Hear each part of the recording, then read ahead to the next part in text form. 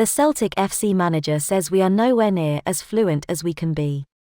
The Celtic manager, Postecoglou, praised two-goal comeback man Albion Ajeti and debut boys Cameron Carter-Vickers and Felipe Jota after Celtic's 3-0 win over Ross County yesterday. The Celtic FC boss insisted there is still a lot of work ahead, as he prepares his team for their next challenge in Seville, on Thursday night when they face Real Betis, in the opening game of the Europa League. Yesterday the Celtic manager watched his side dominate play, as they had done in the previous league outing at Ibrox a fortnight earlier.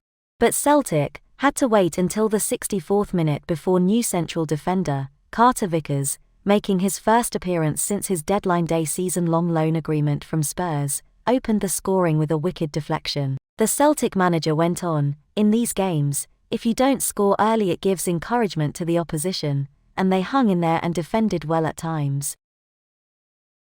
We overdid things towards the back end of the first half, but I thought after halftime we got back to being disciplined.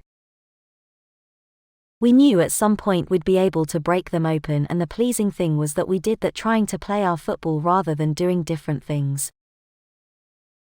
Celtic manager Postecoglou also went on to defend the right of supporters to protest, after the Green Brigade aimed a banner at the board prior to today's victory over Ross County.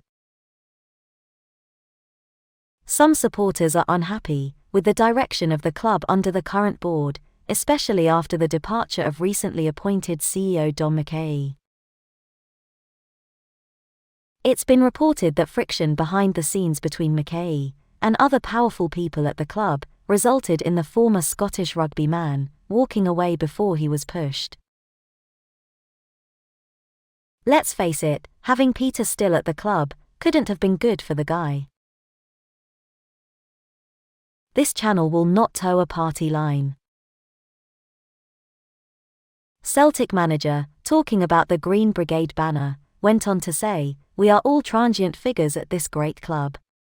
The constant is the fans, and they expect us to get on with it. I've done that throughout my career, and will continue to. Everyone is allowed to express opinions, in whatever way they choose to. Our job is to send the 60,000, who are here, home happy, and that goes for the millions around the world. Sometimes it's good to be kept on your toes, and I am sure our supporters will do that." That's brilliant from the manager. He's refusing to drive a further wedge between the club and the fans, also acknowledging any supporter's right to express an opinion in a peaceful way at the stadium. This is exactly the kind of leadership we need at the club. He gets it. He gets us. It's almost hard to find an Angie quote these days you could disagree with. After today's 3-0 victory, this is exactly the kind of response to a potentially tricky question we want to hear. Let's move on and focus on Thursday. For once we have a manager that lets Celtic fans be Celtic fans and not get caught up in some media crap like the previous Celtic FC manager may have. Hail, hail troops, and have a great Sunday. Remember, Celtic fans, subscribe for daily Celtic FC news.